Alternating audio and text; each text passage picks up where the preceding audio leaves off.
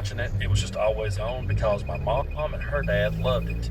For a brief spell, Talking we about lived in Charlotte, wrestling. North Carolina. My grandpa used to take my mom to the matches. My mom got to see stuff like Ric Flair and Greg Valentine versus Wahoo McDaniel and Paul Jones. I mean, to me, that is like the absolute golden era that I would have loved to have seen and got to experience. But my memories picks up in the '80s, which was a badass era. If you liked Southern wrestling, and I never did like the WWF, to be honest with you. That wasn't my thing. I loved Roddy Piper. He was big. Loved the Macho Man, but I couldn't stand Hulk Hogan when I was a kid. I loved the grittiness of the NWA, Dusty Rhodes and Ric Flair and Rugged Ronnie Garvin, Ivan and Nikita Koloff, the Rock and Roll Express, Midnight Express, and the Road Warriors. And I just grew up watching that style of entertainment. And I never realized when I was a kid watching it that one day I would grow up and the President of the United States would pretty much just rip right from everything that I saw the bad guys or the heels do back when I was a kid. So in wrestling lingo terminology, you have stuff like, you have words like babyface and you have heel. The babyface is the good guy. The babyface is the one that always plays by the rules, always does the right thing, always has respect for the rules, always has honor, and always goes out and, high fives the kids and thumbs up with them, and, just is all around good guy. So that's your baby face. On the other side of the coin, you have the heel, and the heel is the bad guy. And in order to be a successful heel in wrestling, you have to be willing to cheat and break every rule in the book. While you're doing that, you have to be as arrogant and cocky about it as you possibly can. You got to be completely braggadocious and always put yourself up. To be a really good heel, to sell tickets, you have to be a chicken shit, and you have to be a coward, and you have to, break the rules behind the referee's back, then lie like hell that you didn't do it, and then when the babyface makes his comeback, drop to your knees and beg like the coward that you are. And the ones that really pulled that off and did it well, they made a lot of money. They made those baby faces a lot of money. One of my favorite rivalries when I was a kid was the Rock and Roll Express and the Midnight Express. Classic rivalry. You had Jim Cornette, the ultimate heel, just such a prick on the microphone. And he carried a tennis racket. He was a spoiled mama's boy. And he would take that tennis racket when the referee would look at it, and he would whop Ricky Morton or Robert Gibson over the head, and then Bobby Eaton would crawl on for the pin after coming off the top with the big leg drop, the Alabama Jam. And they would out and hold the belts up and walk out, and the crowd would be booing. Hell, back in those days, people used to get so upset that the wrestlers would have a hard time getting out of the building. Well, the hell, they'd have a hard time getting in it, let alone getting out. And I'm from Tennessee, and there was a guy named Ron Wright here, and Ron Wright was one of the absolute greatest villains of all time. And one thing Ron Wright would do is he would go down to Chilhowee Park and he'd wrestle someone like Lou Thez, and he would just get his ass handed to him. And then he would go on the microphone the next week on national television, and they'd say, Ron, you took a whipping last week from Lou Thez. And he'd say, oh, no, I didn't know such a thing happened. That referee's blind. I went down there and laid an East Tennessee dog whooping on that man. Everybody seen it. I won that thing fair and square. And they'd say, Ron, your shoulders was down for the count of three. No, it wasn't on a 3 count. You can go back and look again. My foot was under the bottom rope and blah, blah, blah. And I did this long-winded intro to get to this point, but that's Donald Trump. Yeah. Donald Trump is the ultimate heel. He is a guy who breaks every rule in the book. He is as arrogant and as cocky as he can possibly be. He throws as much hate and cruelty out into the world as he possibly can. And he lies about it all. All the time. He's always the victim in the story. And he's a chick. Went over into the wrestling world and stayed there and never went into politics, I'd probably be over there laughing at it and going, this is pretty damn funny. Watch this guy. Watch how he breaks the rules.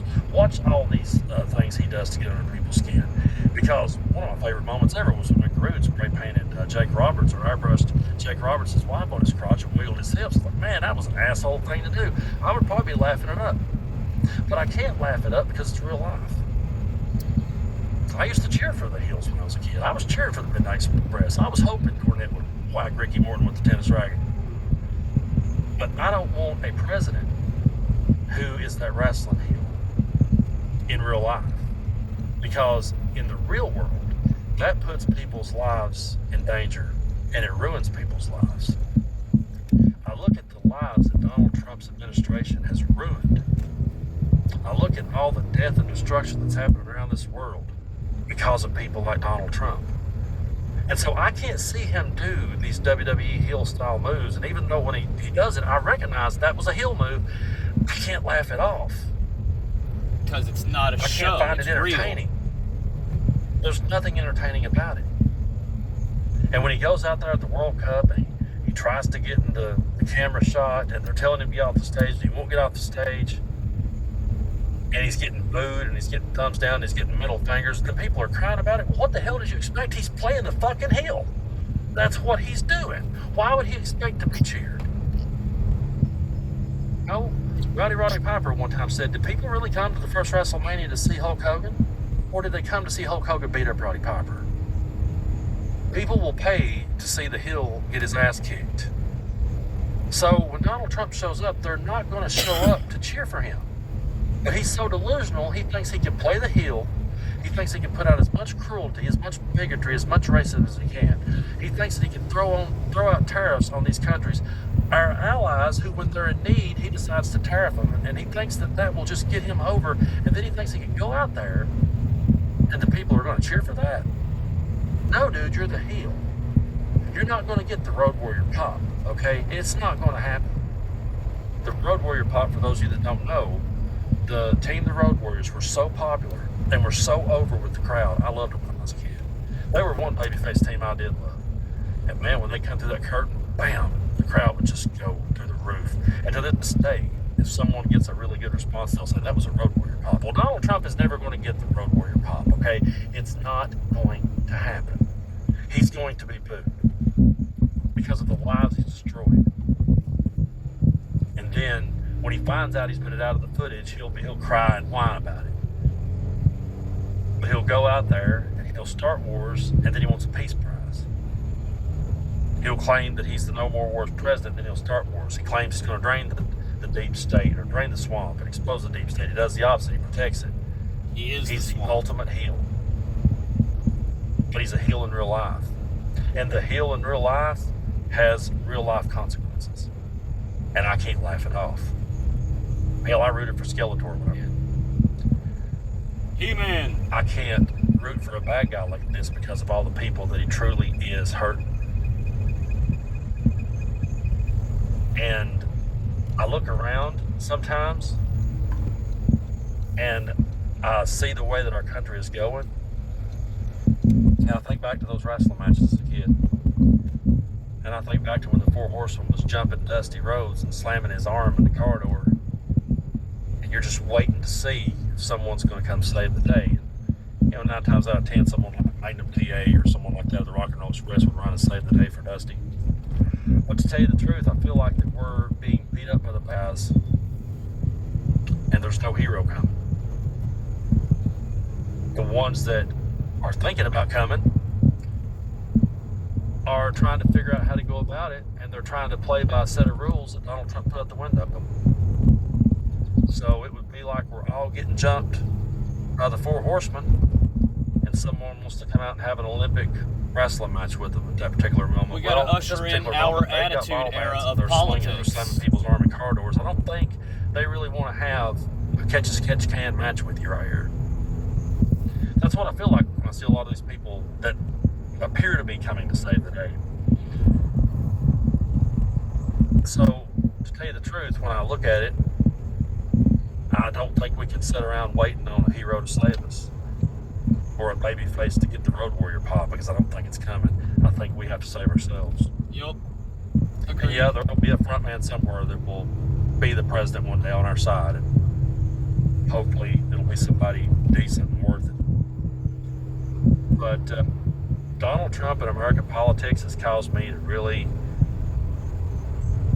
question, being brought up watching wrestling, being brought up loving that style of entertainment. I know what he's talking but about. There's part of me that's sometimes conflicted about it, because I'm like, wait, did that form of entertainment that I love so much, did that pave the way for this? Yes, it did. Because, man, he ripped right straight from it. I'm going to add on to this. He pulled right straight from it. Go watch Ron Wright in Knoxville. Just look at it. It's on YouTube. Watch him talk about how he did not lose. Watch him talk about how he didn't get his ass whipped. It was entertaining as hell. Because behind the scenes, he was a really good guy that everybody loved. He was just working for a living. Donald Trump's a heel in real life. Yep. and that's something I will never be able to find entertaining or get a laugh out of.